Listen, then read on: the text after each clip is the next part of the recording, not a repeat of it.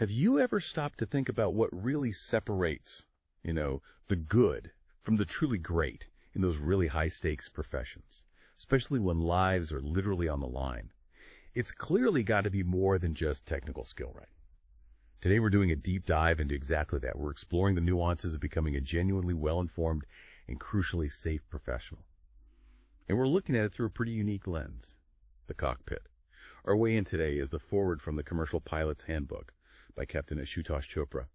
So our mission here is to unpack Captain Chopra's unique perspective, figure out what drove him to write this book, and explore these, surprisingly basics he thinks are absolutely critical, especially for new commercial pilots starting out. And honestly, you might find his ideas hit home far beyond the flight deck. Okay, so let's get into this. Captain Chopra, we're talking about a guy with 35 years of experience, fighter pilot, commercial pilot, instructor. Well, that's quite the background. What exactly did he see missing? What pushed him to actually sit down and write this book? Yeah, that background is key. And what's really striking is how directly he talks about his own experience. He mentions transitioning from the military, the Air Force, into commercial flying. And he found this dismal lack of formal instruction on many issues. That's a strong phrase. Dismal, yeah. But maybe even more critical was his observation that a lot of air crews seem to treat airline flying like some kind of black art. They were, in his words, very reluctant to share their knowledge and experience, like keeping secrets almost. Wow, black art. That's quite a statement. This idea that essential knowledge, stuff learned the hard way, was being guarded. It sounds like that would leave new pilots feeling, bewildered, as he puts it, and worse, maybe at a risk of learning incorrect habits. That's exactly the implication. Right. It created a real problem for people starting out. He saw young pilots who lacked a clear understanding on flying technique, and crucially, they didn't grasp the reasoning behind certain actions, especially for managing critical situations. Okay, so they lacked the why behind the what. Precisely. But because of this culture of reluctance, they were also hesitant, reluctant to discuss these issues. Why? For the fear of displaying a lack of knowledge. Oof. That sounds like a dangerous feedback loop. You don't know, but you can't ask because you don't want to look like you don't know. Exactly. So Captain Chopra basically said, enough. He wrote the book specifically to fill those gaps.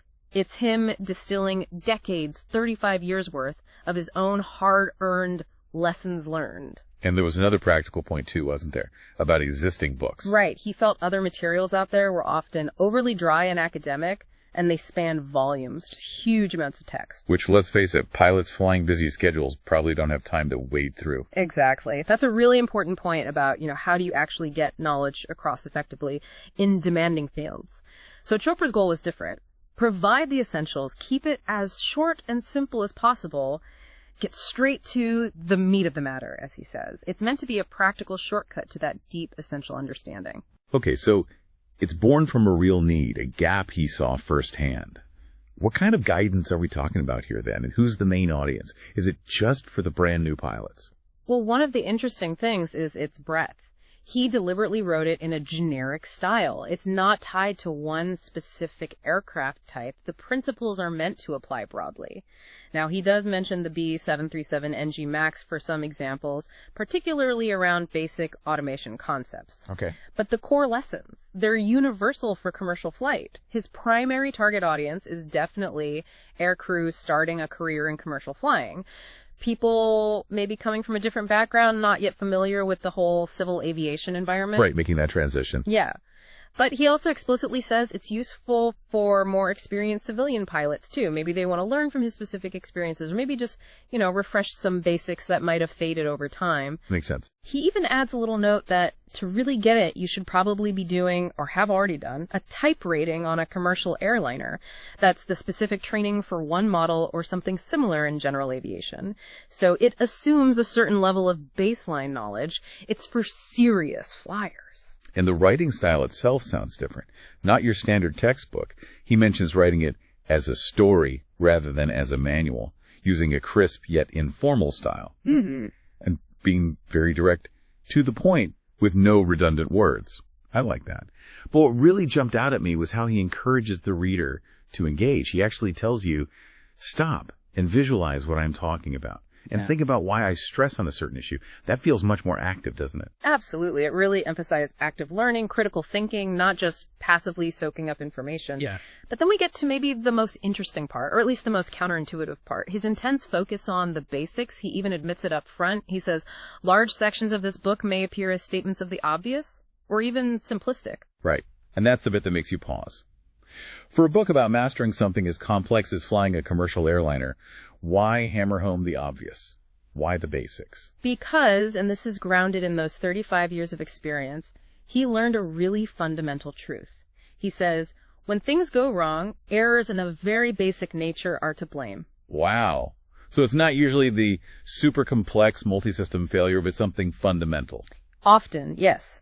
Despite all the amazing technology, the intense training, it often comes down to a lapse in the fundamentals, so he states it very clearly.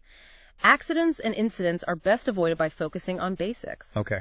The whole book, therefore, is really about building up good habits to fly safely. It's foundational. He even makes sure to cover things like visual approaches, manually flown ILS approaches, that's the instrument landing system, flying purely by instruments. Skills that maybe get less practice now. Exactly. He highlights that manual flying skills erode with increasing reliance on flight automation. So practicing those basics is crucial.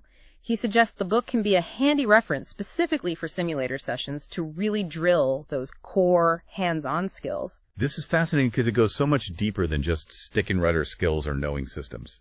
Captain Chopra seems to be digging into the mindset, the actual principles of being a safe, effective pilot, which honestly sound like they could apply to almost any field where performance and safety matter.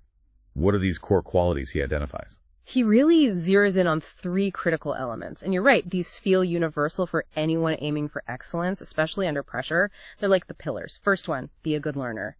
And he doesn't just mean during initial training. It's got to be continuous. His advice, be like a sponge, absorbing all that comes your way. Like a sponge, okay. Which means being receptive, being inquisitive, constantly asking questions, demanding answers even, and showing respect for your instructors. It boils down to being genuinely curious and passionate about what you do.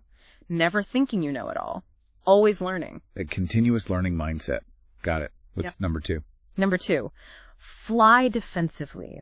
This is a really powerful concept. And interestingly, he says a lot of this skill is developed not in the plane or the sim, but on the ground, outside and away from them. How? Through knowledge, really knowing your stuff, and through visualization, thinking through scenarios. Mental rehearsal. Exactly. But it's more than just prep. It's an attitude. It's about always being ahead of the aircraft, always thinking ahead, being, as he puts it, forever suspicious of the environment, always vigilant and alert. Why? So as to spot emergent events well over the horizon and well before they affect you. Spotting trouble before it happens. Precisely. And he uses that great analogy. As defensive driving keeps you safe while driving, defensive flying keeps you safe while flying. It's proactive threat management, not just reacting. Okay, be a sponge, fly defensively. What's the third one? The third one is discipline. And he really emphasizes this, almost repeats it. Discipline. Discipline. We feel strongly about this one, clearly. Very.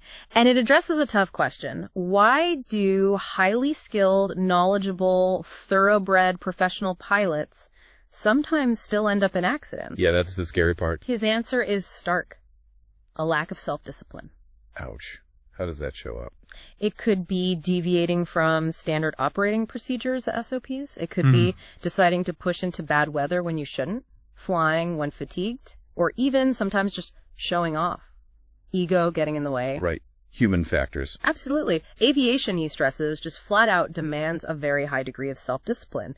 It's about doing the right thing, the prescribed thing, consistently, every single time. Even when it's hard or inconvenient or nobody's looking over your shoulder. Wow. Be a learner. Fly defensively. Maintain discipline. You're absolutely right. Those aren't just for pilots, are they?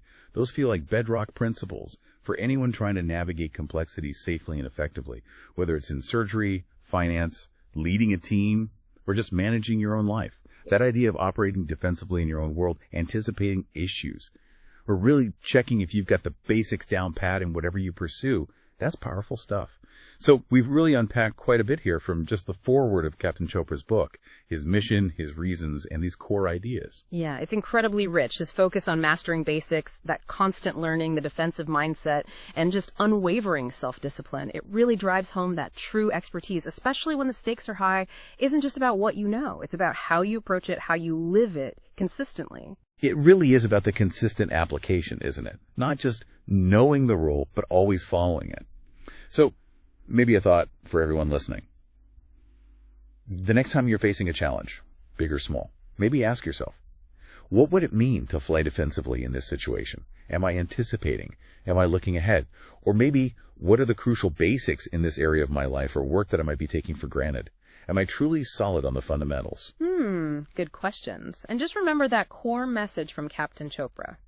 Knowledge is critical, but it's most powerful when it's understood deeply and applied with real discipline, with curiosity, and that commitment to always keep learning, always reinforcing those fundamentals. It's about building the habits that prevent the errors in the first place. Exactly. Well, thank you for joining us on this deep dive. It's given us a lot to think about. Until next time, keep learning, keep asking those questions, and keep exploring.